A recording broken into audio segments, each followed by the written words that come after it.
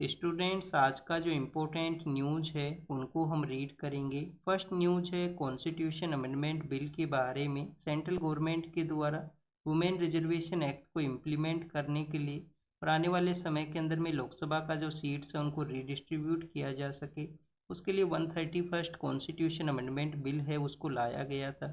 2/3 majority है उसका requirement था इस बिल को पास करने के लिए, और जो सफिशिएंट मेंबर ऑफ पार्लियामेंट्स हैं उन्होंने इसके फेवर के अंदर में वोटिंग नहीं किया।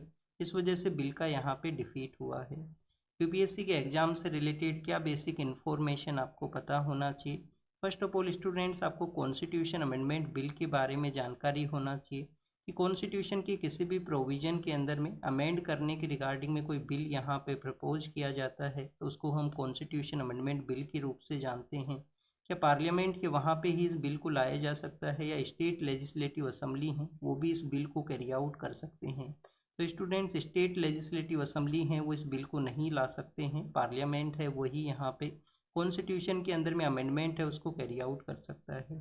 सेकेंड, अगर हम बात करें स्टूडेंट्स वुमेन रिजर्वेशन एक्ट के बारे में, तो वुमेन रिजर्वेशन एक्ट है जिसको कि 106 कॉन्स्टिट्यूशन अमेंडमेंट एक्ट के थ्रू पास किया गया था। पर्पज है वो क्या है, पर्पज यही है कि आने वाले समय के अंदर में Lok Sabha and state legislative assembly के जब इलेक्शंस कंडक्ट होंगे तो 33% सीट्स हैं उनको रिजर्व कर दिया जाएगा वुमेन्स के लिए।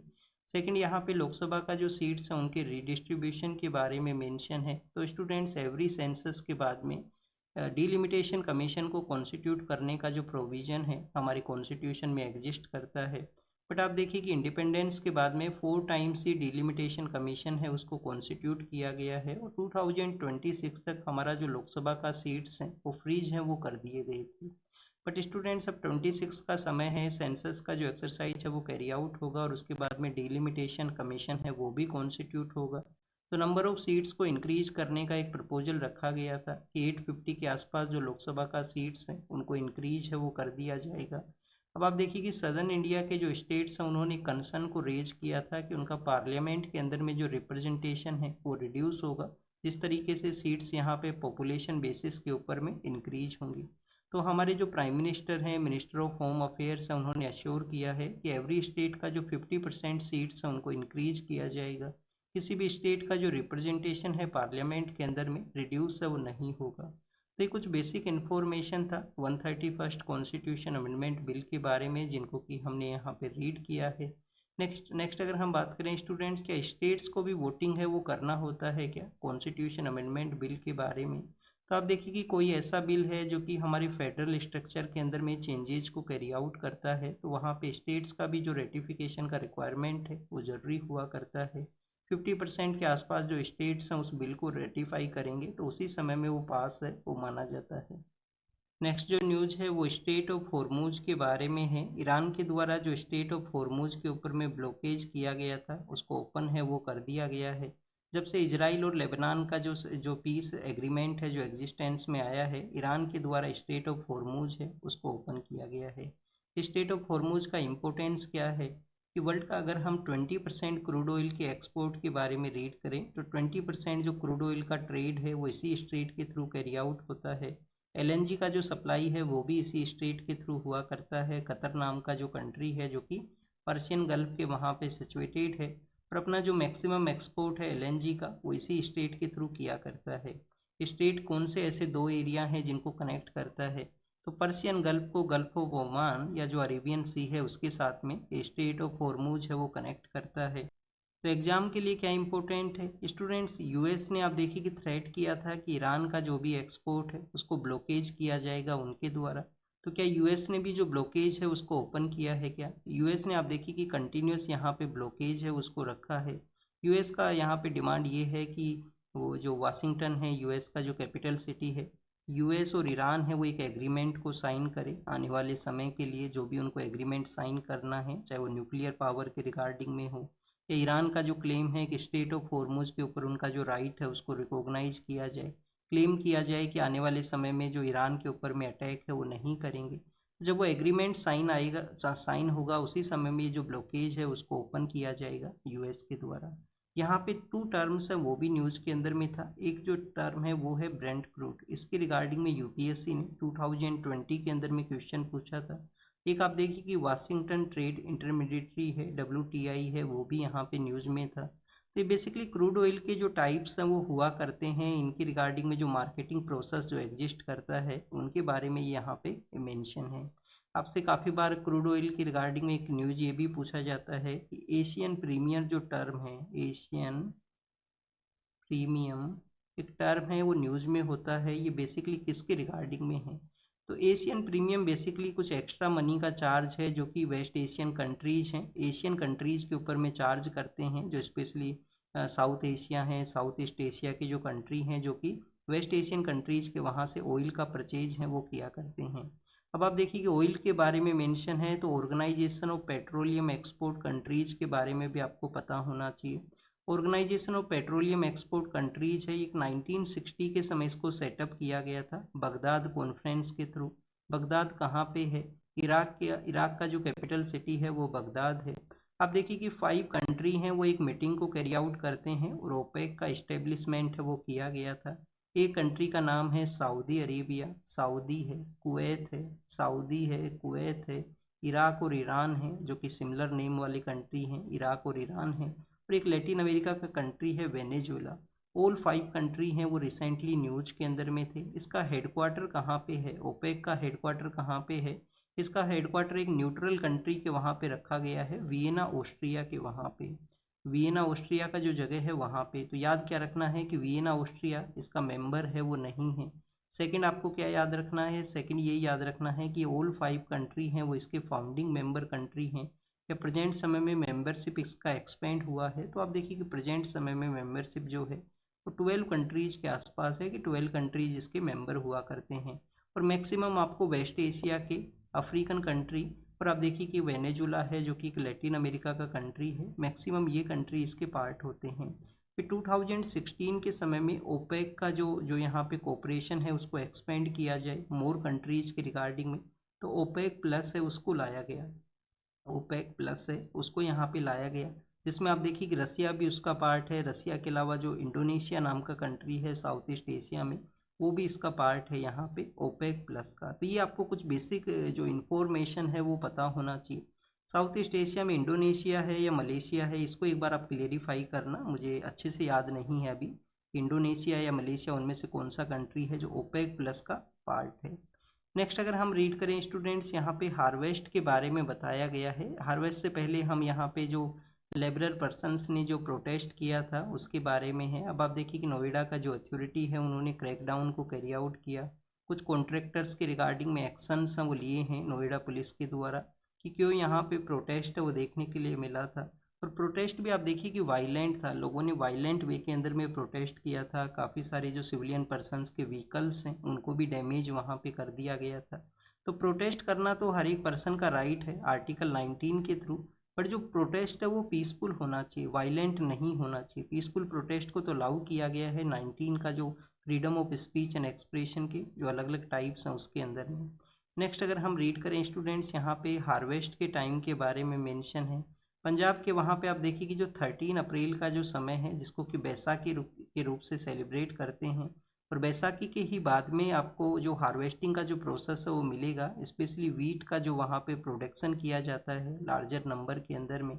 तो स्टूडेंट्स वेस्टर्न डिस्टरबेंस का इम्पैक्ट होने की वजह से फसल को जो डैमेज कुछ हुआ है, कुछ वहाँ पे जो कंडीशन है वो भी वेट हुआ था, क्योंकि ड्राई कंडीशन होना चाहिए जब आपको हार्वेस्टिंग को कैरी आउट करना है। तो उसके कुछ वेस्टर्न डिस्टरबेंस के बाद में लिटिल बिट यहाँ पे डिले हुआ है यहाँ पे वीट का जो हार्वेस्टिंग है। 13 अप्रैल के बारे में हमने रीड किया, बैसाखी के बारे में हमने रीड किया। अब देखिए कि 13 अप्रैल जो बैसाखी का डे है वही था 1919 के समय में। 2 पर्सन है जिनको कि अरेस्ट कर लिया गया था रोलक एक्ट के रिगार्डिंग में, डॉक्टर सत्यपाल हैं और सैफुद्दीन किचलू हैं।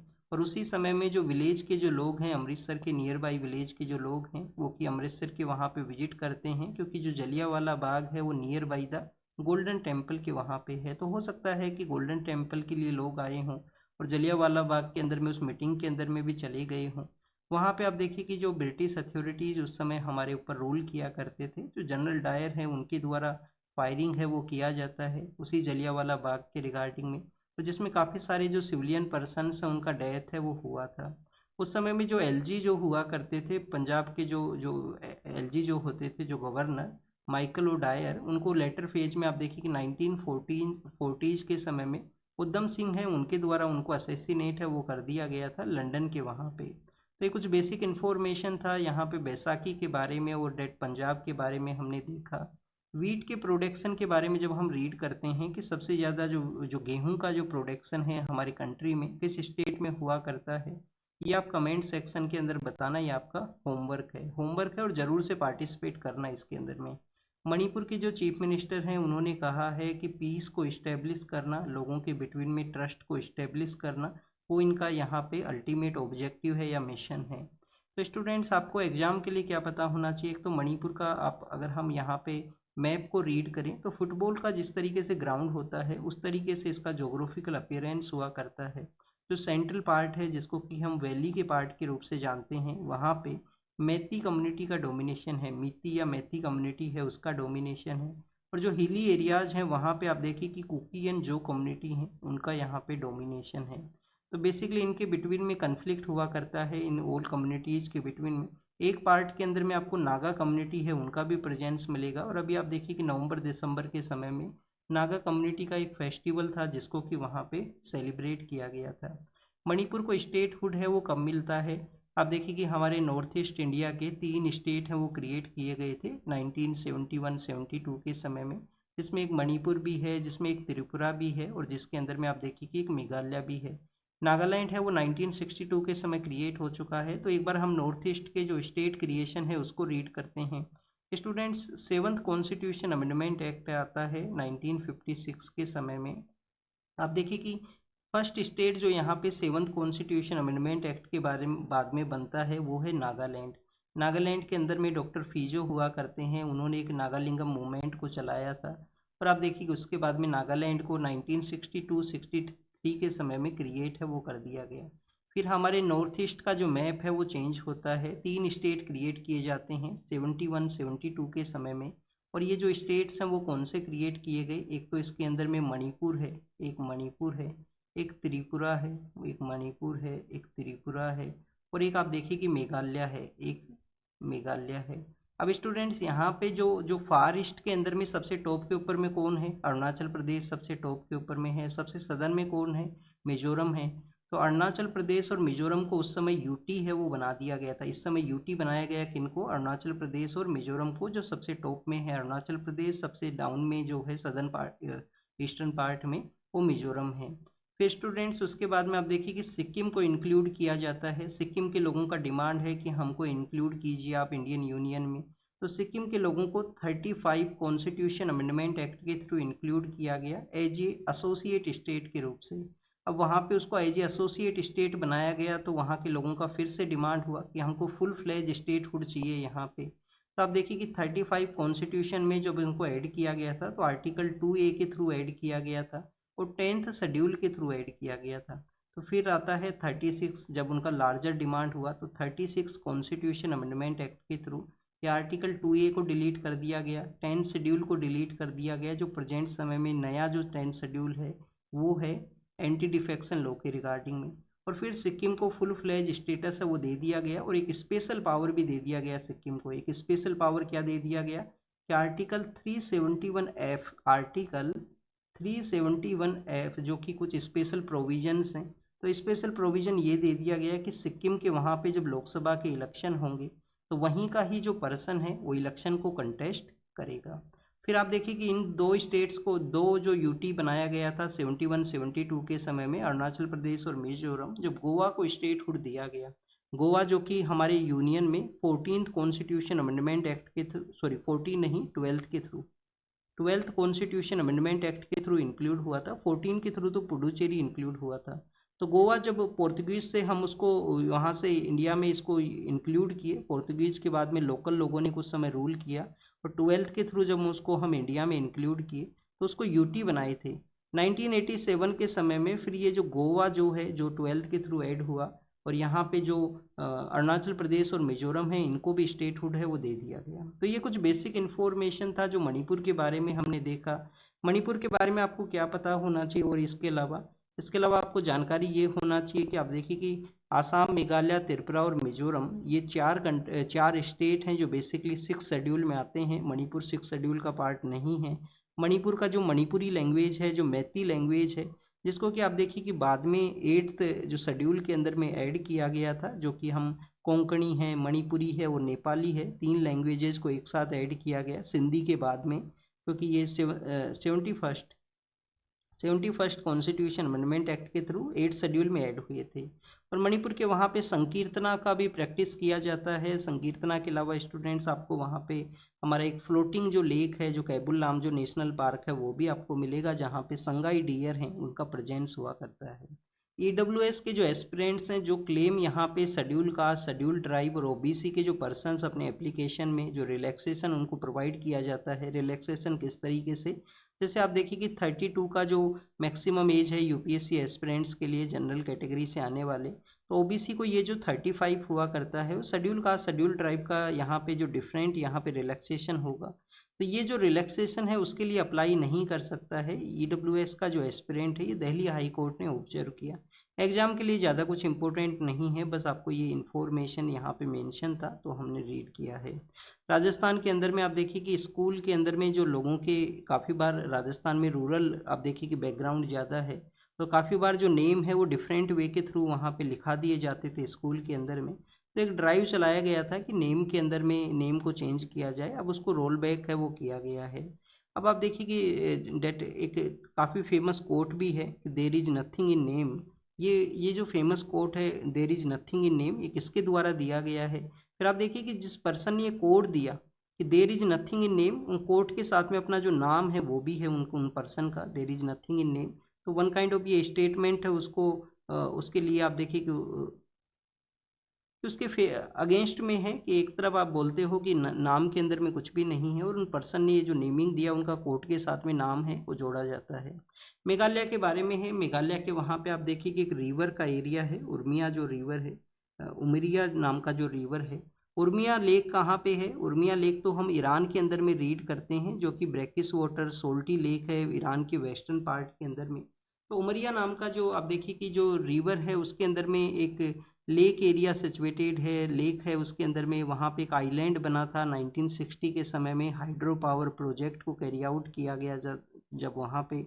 और अब आप देखिए उस आइलैंड के ऊपर में एक जो रिजोर्ट का कंस्ट्रक्शन का, तो वहाँ पे कन्फ्लिक्ट हुआ है जो कॉमन सिविलियंस और गवर्नमेंट के डिसीजन के बारे में, तो उसको कन्फ्लिक्ट मीन्स कि एक दूसरे के अगेंस्ट में अपोज हुआ है।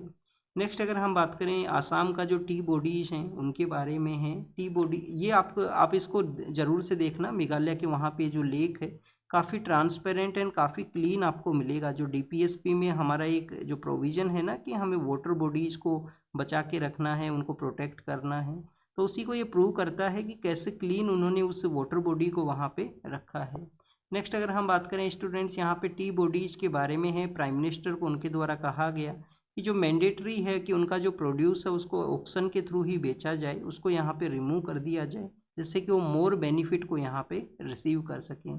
टी का जो प्रोडक्शन है हमारे कंट्री में, जो आसाम है, आसाम के अलावा स्टूडेंट्स वेस्ट बंगाल है, ये 2 स्टेट जो हैं वो टी का प्रोडक्शन करते हैं। 83% प्रोडक्शन किया जाता है, और रिमेनिंग जो 17% जो प्रोडक्शन है वो सदर्न इंडियन स्टेट से वहाँ पे हुआ करता है, कि जो सदर्न इंडियन स्टेट्स हैं वो 17% यहाँ पे टी का प्रोडक्शन है वो करते हैं। टी बोर्ड का हेडक्वार्टर कहाँ पे है? टी बोर्ड का हेडक्वार्टर क्या कलकत्ता के वहाँ पे है? क्या इसका फॉरेन कंट्री के अंदर में भी ओवरसीज ऑफिस हुआ करता है क्या? क्या लंदन एंड दुबई के वहाँ पे इसका ऑफिस है क्या? इसके बारे में आपको रीड भी करना है, कमेंट सेक्शन के अंदर में भी बताना है, ये आपका होमवर्क है। टी प्लांट के लिए क्या रिक्वायरमेंट होता है? एक तो आप देखिए कि स्लोपी कंडीशन होना चाहिए, काफ़ी बारिश टी का जो प्लांट है उसको चाहिए, ह्यूमिड कंडीशन उनको चाहिए, और टी का जो पानी जो है वो स्टेगनेंट नहीं करना चाहिए। इस वजह से स्लोप के अंदर में इनको उगाया जाता है कि पानी जो रूट जो प्लांट का जो जड़ है उसके अंदर में स्टेगनेंट ना हो, जिससे कि प्लांट को कोई इम्पैक्ट यहाँ पे ना हो। हमारे कंट्री में जो दोवार का जो रीजन है, दोवार जो कि आप देखिए कुछ पार्ट उसका अरुणाचल प्रदेश में भी है, आसाम में भी, और वेस्ट बंगाल का जो नॉर्दर्न पार्ट है, दोवार रीजन वो रीजन है जहाँ पे टी का प्रोडक्शन काफ़ी लार्जर नंबर में हुआ करता है। और 1983 के समय में दार्जिलिंग का जो टी है, दार्जिलिंग का जो टी है उसको फर्स्ट GI टैग दिया गया था हमारी कंट्री में, कि जीआई टैग का जब स्टेटस स्टार्ट हुआ तो दार्जिलिंग टी को पहला जीआई टैग है वो मिला था। और 1813 का वो एक्ट है, जब आप देखिए कि चाय और चाइना के साथ में कंपनी ईस्ट इंडिया कंपनी का जो ट्रेड है वो अलाउ किया था, और काफ़ी सारे एरियाज और जो अदर एरिया हैं उसके अंदर में ट्रेड को मोनोपोली को अबोलिश कर दिया गया था, कि चाय और चाइना के साथ में ट्रेड अलाउ किया गया। और जब फिर 1833 का एक्ट आता है तो उस समय ईस्ट इंडिया कंपनी का कम्प्लीटली जो ट्रेड मोनोपोली है उसको कम्प्लीटली अबोलिश कर दिया गया। तो ये चाय और चाइना के बारे में आपको पता होना चाहिए। नेक्स्ट अगर हम बात करें यहाँ पे वेस्ट एशिया का जो क्राइसिस है वो कैसे इम्पैक्ट किया है हमारे यहाँ पे वर्कर्स के प्रोटेस्ट को। तो वेस्ट एशिया क्राइसिस आप देखिए कि एक तो गैस का सप्लाई ना होना, लार्जर अमाउंट के ऊपर में उसका ब्लैक मार्केट में अवेलेबिलिटी होना, तो गैस का सप्लाई ना होना, लार्जर अमाउंट वहाँ पे किया जाना, इन्फ्लेशन का इंक्रीज करना। जब भी आप देखिए कि जो जो विंटर सेशन है या समर से विंटर के लिए जब हम जाया करते हैं तो उस समय में जो जो हमारा फूड मार्केट के अंदर में भी जो इन्फ्लेशन है वो एक रोल प्ले करता है। तो ऐसे वेस्ट एशिया का जो ईरान का जो क्राइसिस है उन्होंने वर्कर्स के प्रोटेस्ट के अंदर में एक रोल प्ले किया। और इसी समय में नया जो स्कूल का सेशन आया करता है, स्कूल का जो फ़ी है उसके अंदर में हाइक होना, तो वर्कर्स ने इस इन सभी सिचुएशंस को देखते हुए सभी सिचुएशंस ने कैसे ना कैसे कंट्रीब्यूट किया वर्कर्स के प्रोटेस्ट के रिगार्डिंग में, कि उनको जो पेमेंट है वो हाई किया जाए, उनके द्वारा जो लेबर वर्क है वो काफ़ी ज़्यादा यहाँ पे किया जाता है। नेक्स्ट अगर हम बात करें स्टूडेंट, सुप्रीम कोर्ट के जज हैं उनके कंसाइंस के बारे में है कि उनका जो रिलीजियस बिलीफ है उससे अबाव होते हुए उनको जो डिसीजन है वो देना चाहिए। आर्टिकल 25 एंड 26 के अंदर में जो रिलीजियस यहाँ पे राइट्स बताए गए हैं, वैसे रिलीजियस जो राइट्स हैं वो 25 से लेकर 28 तक मेंशन है। 25 जो कि कंसाइंस को भी मेंशन करता है कि freedom of conscience, profess, practice and propagation के बारे में। तो उसके रिगार्डिंग में सुप्रीम कोर्ट ने यहाँ पे पूछा है, एक क्वेश्चन है, वो डिस्कशन का ही पार्ट यहाँ पे बना है। चंबल सेंचुरी जो कि 3 स्टेट्स के वहाँ पे एरिया शेयर करता है, राजस्थान है, मध्य प्रदेश है, उत्तर प्रदेश है। तो ये जो चंबल सेंचुरी है जहाँ पे घड़ियाल भी मिलते हैं, जहाँ पे आप देखिए कि जो डॉल्फिन्स हैं वो भी मिला करती हैं और टर्टल्स भी मिला करते हैं। और सैंड का काफ़ी ज़्यादा इंपॉर्टेंस है इस चंबल सेंचुरी के अंदर में, क्योंकि सैंड एरिया के अंदर में वो स्पीसीज हैं वो अपने आप को अपना जो एक्टिविटीज़ है उनको कैरी आउट करते हैं, उसके साथ में उनका एक क्लोज रिलेशन है। और इलीगल जो सैंड माइनिंग हुआ करती है चंबल के वहाँ पे, तो आप देखिए कि इसके रिगार्डिंग में सुप्रीम कोर्ट ने अपना जो वार्निंग है उसको इश्यू किया है। हमारे जो राज्यसभा के जो डिप्टी चेयरमैन हैं हरिवंश साहब, जो 3rd टर्म के लिए कंटिन्यूस यहाँ पे इलेक्ट हुए हैं। तो आप देखिए कि जब हम राज्यसभा के डिप्टी चेयरमैन के बारे में रीड करते हैं तो कौन सा ऐसा पार्लियामेंट्री कमेटी है, जनरल पर्पज कमेटी नाम का एक जो कमेटी हुआ करता है, जनरल पर्पज कमेटी। तो लोकसभा के अंदर में तो स्पीकर इसको हेड करते हैं, बट राज्यसभा के अंदर में जो डिप्टी चेयरमैन है वो इसको हेड किया करते हैं, डिप्टी चेयरमैन इसको हेड करते हैं जनरल पर्पज कमेटी को। इसके अलावा 2 ऐसी पार्लियामेंट्री कमेटी हैं, एक तो प्राइवेट मेंबर बिल का जो कमेटी है, और एक आप देखिए कि यहाँ पे जो एब्सेंट लोगों का जो कमेटी है जो यहाँ पे बेसिकली एग्जिस्ट है वो नहीं करता है डेट राज्यसभा के वहाँ पे। एब्सेंट के अलावा एथिक्स का जो कमेटी है शायद वो भी एग्जिस्ट नहीं करता है राज्यसभा में। ये भी आप एक बार देख लेना अपना बुक के अंदर में, पार्लियामेंट्री कमेटी के अंदर क्या जो एथिक्स का जो कमेटी है, क्योंकि पेटिशन, प्रिविलेज, एथिक्स और प्राइवेट मेंबर्स के अंदर में 2 कमेटी हैं, जो एक तो प्राइवेट मेंबर है और एक शायद एथिक्स है जो राज्यसभा में नहीं होता है। हाउस कंप्लीटली उस पर डिसीजन है वो लेता है। UNFCCC का जो कोप है जो इंडिया में ऑर्गेनाइज होने का एक प्रपोजल था, कोप 33, जो कि अब इंडिया उसको होस्ट नहीं करेगा। रिसेंटली हमने UNFCCC के रिगार्डिंग में हमारे जो INDC टारगेट्स हैं उनको भी अपडेट किया है। INDC टारगेट्स में क्या अपडेट किया है, किस तरीके से हम एमिशन को रिड्यूस करेंगे। और आप देखिए कि हमारा अल्टीमेट टारगेट है 2070 के समय में कार्बन न्यूट्रलिटी है उसको अचीव करना। 1992 के समय में अर्थ समिट हुआ था। अर्थ समिट के 3 विंग्स हैं, एक क्लाइमेट चेंज को डील करता है जिसको कि हम UNFCCC के नाम से जानते हैं, एक यहाँ पे बायोडाइवर्सिटी के रूप से रीड करता है उनको कि हम UNCBD के नाम से जानते हैं, और एक डेजर्टिफिकेशन को डील करता है उसको हम UNCCD के नाम से जानते हैं। तो ऐसे 3 डिफरेंट विंग्स हैं। इसके अलावा आप देखिए कि एजेंडा 21 भी है, HE टारगेट्स में जो भी हुआ करते हैं, और एक डेजर्ट जो यहाँ पे डिजास्टर के रिगार्डिंग में भी सेंडाई फ्रेमवर्क है जो कि एग्जिस्ट करता है। हमारे यहाँ पे जो जो गैस का जो इंफ्रास्ट्रक्चर है जिसके अंदर में पाइपलाइंस को हम डेवलप करें, तो इसके लिए एक प्रपोजल आया है कि 4 पाइपलाइंस कंट्री को कनेक्ट करें मैक्सिमम एरिया को। 4 एलपीजी पाइपलाइन है जिनको कि हम 2030 तक लेके आएंगे। वेस्ट एशिया क्राइसिस ने गैस का भी जो रिस्टोरेशन है उसका इम्पोर्टेंस को बताया है कि कैसे हमारे यहाँ पे इंफ्रास्ट्रक्चर हो और गैस का रिस्टोरेशन होना चाहिए जिसको कि हम डील है वो कर सकें जब भी कोई क्राइसिस हो। जैसे पेट्रोल के हमने कुछ रिजर्व्स बनाए हैं, वैसे गैस के भी कुछ रिजर्व्स हैं, उनको बनाने का ज़रूरत है। फिर स्टूडेंट्स, ऑस्ट्रेलिया के एक सोल्जर हैं जिनके ऊपर में एलिगेशंस लगे थे कि अफगानिस्तान के वहाँ पे अपने सर्विस के दौरान में उन्होंने सिविलियन पर्सनस के अगेंस्ट में एट्रोसिटीज़ किए थे। अब आप देखिए कि ऑस्ट्रेलिया के ये जो सोल्जर हैं, जो जो वहाँ पे डिफेंस ऑफिसर हैं, उनको बेसिकली अब यहाँ पे बेल के ऊपर में रिलीज किया गया है। तो ये ऑस्ट्रेलिया के बारे में था। नेक्स्ट आप देखिए कि श्रीलंका के बारे में मेंशन है। श्रीलंका के वहाँ पे जब टॉर्पीडो से अटैक हुआ ईरान के शिप के ऊपर में, तो कुछ लोगों को रेस्क्यू किया था श्रीलंका ने, और कुछ आप देखिए कि सेकंड जो शिप है ईरान का उसको भी यहाँ पे जो जो प्लेस है वो दिया था अपने पोर्ट के वहाँ पे। और यूएस ने जो अपने फाइटर जेट्स के लिए श्रीलंका से रिस्पॉन्स मांगा था कि वो अपना जो पोर्ट है उनको अलाउ करे, तो श्रीलंका ने उसको डिनाई किया था। अब बेसिक इन्फॉर्मेशन क्या है? बेसिक इन्फॉर्मेशन यही है कि उन लोगों को रिलीज किया गया है, वापस से ईरान के लिए भेजा गया है। नेक्स्ट अगर हम बात करें स्टूडेंट्स, वेनेजुला के बारे में है। वेनेजुला के वहाँ पे पॉलिटिकल प्रिजनर्स का रिलीज हुआ है। वर्ल्ड बैंक और आईएमएफ, जिनको कि ब्रिटेन वुड ट्विंस के रूप से भी हम जानते हैं, तो वर्ल्ड बैंक और आईएमएफ ने आप देखिए कि फिर से अपने रिलेशंस को स्ट्रेंथन किया है वेनेजुला के साथ में। वेनेजुला के बारे में जब भी हम रीड करते हैं, लेक माराकाइबो है, गल्फ ऑफ वेनेजुला है, लेक जो वहाँ पे जो उकाइली नाम का एक, सॉरी उकाइली नहीं है शायद, चुरुन नाम का एक रिवर है जहाँ पे एंजल्स फॉल है वो सिचुएटेड है। चुरुन जो रिवर है, और वैसे आप देखिए रिवर सिस्टम है वो डिफरेंट है, शायद उकाइली वो रिवर सिस्टम है। और आप इनका जो वेनेजुला का एक डिस्प्यूट भी था गुयना के साथ में, एक एरिया के ऊपर में क्लेम करते थे। इनके पास इनके जो ग्लेशियर हैं वो डिसअपियर हो चुके हैं, मैक्सिमम ग्लेशियर डिसअपियर हो चुके हैं वेनेजुला के, और वहाँ पे पेट्रोल के जो रिजर्व हैं वो काफ़ी ज़्यादा हैं। रोहिंग्या के जो लोग हैं वो जाने लगे हैं अदर पार्ट के लिए। 2025 का जो रिपोर्ट बताता है यूनाइटेड नेशन जो कमीशन फॉर जो जो रिफ्यूजीज का जो हाई कमिश्नर है, उनका एक रिपोर्ट ने बताया है कि काफ़ी सारे रोहिंग्याज मिसिंग भी हैं, जो वो गए हैं अंडमान सी के अंदर में, बे ऑफ बंगाल के अंदर में, उनकी जो बोट है उसमें कोलैप्स होने की वजह से। फिर आप देखिए कि US and Israel and Iran के बारे में ये बेसिकली है। इजराइल और जो लेबनान का जो यहाँ पे डिस्कशन हुआ है पीस के रिगार्डिंग में। यूके के पर्सपेक्टिव से है, वहाँ के पॉलिटिक्स के बारे में मेंशन किया गया। म्यांमार के वहाँ पे जो लीडर्स हैं जिनको कि 2021 के समय से अरेस्ट किया गया था इलेक्शन के अंदर में इरेगुलरिटीज़ की वजह से, अब उनको रिलीज किया जा सकता है, सेंटेंस को भी रिड्यूस किया गया है।